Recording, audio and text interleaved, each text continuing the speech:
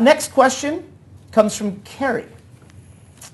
Is it ever okay to ask a guy if he wants to get married or have kids on an initial meeting? And I don't think, obviously, ask to marry the person, but like ask if they want to get married someday on an initial meeting. Is that ever okay? I want to hear your opinion, Mr. Man. Well, it says here initial meeting. It doesn't say first date. So can we just assume it's a first date? Let's take both scenarios. All right, fine. Initial meeting, if that happens to me, I'm thinking red flag. Okay. I'm like, okay, well, she's out looking for somebody to fit the suit. I call it the Johnny Bravo theory from Brady Bunch. Looking for someone to fit the suit. That's what she wants. And if she brings it up, unless for some reason the conversation naturally goes in that direction. Right. Which is pretty rare. Yeah. But in general, if I get that on an initial meeting, I'm kind of like, all right, what is this? Why is she asking this? I personally would never bring that up myself with somebody.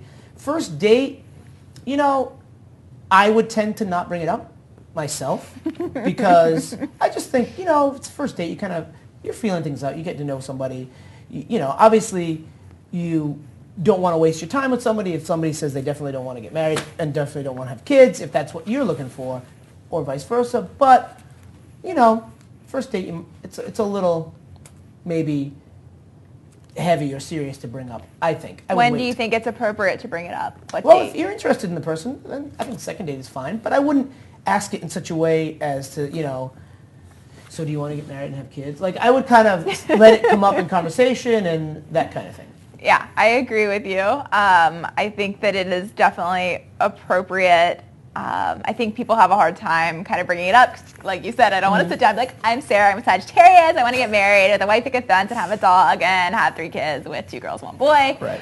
I've never said anything like that. You said it sounded pretty rehearsed, though.